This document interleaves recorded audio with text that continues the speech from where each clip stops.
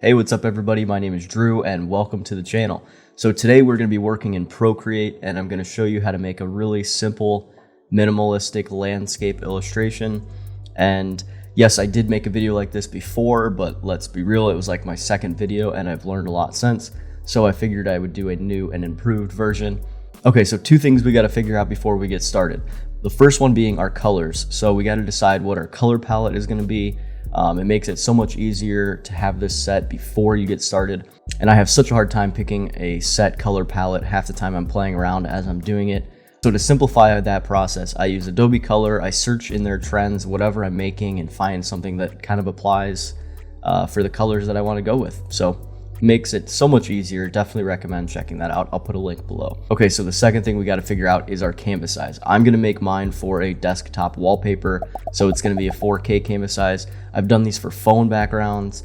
I think they look awesome on like canvases or prints, so you know, this is kind of customizable to whatever you want to put it on.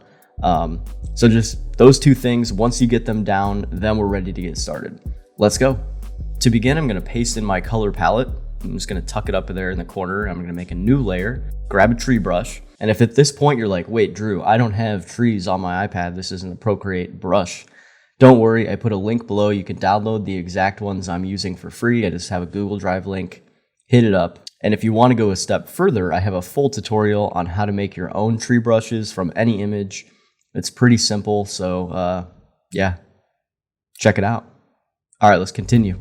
Grab the darkest color on your color palette and just start making some trees in a row. And you can shape this however you want. You can follow the style that I'm doing if you want to do, but you can do whatever.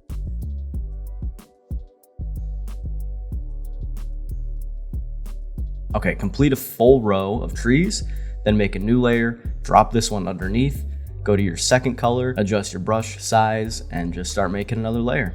Repeat this process 2 to 3 times, as many times as you want really, and just keep decreasing in color.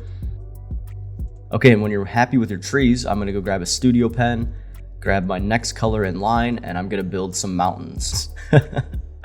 Gonna draw some mountains. Make sure that you connect to your lines so you can easily drag and drop and fill in that color, and your mountains are done.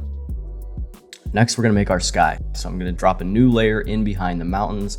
I'm gonna go grab the darkest color and a thick lines or monoline brush, and gonna go to the max size and just start making some lines across the sky. Grab your next color, make a line, the next color, make a line, you get it.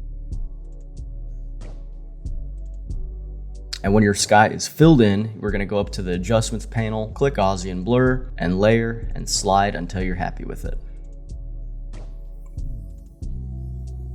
Okay, next we're gonna add a moon. So I'm gonna make a new layer, drop this one behind the mountains, grab a thick lines or monoline brush, create a perfect circle behind your mountain, fill it in, duplicate that layer, lower the opacity of it. I'm gonna go down to 15% here. Grab your selection tool and just expand it out and make sure that they're lined up close enough. Doesn't have to be perfect. Repeat this process 2 to 3 more times, and each time sliding that layer out so it's kind of fading away. And once you're happy with your moon, you can pinch all those layers together and you have one clean layer. Next up, just make a new layer on top of your sky, grab a little white brush and just add some stars. One more layer behind the mountains, and I'm just gonna use a soft airbrush here and add some little like fog, haze kind of atmosphere to it. Just gives it a little more, you know, detail.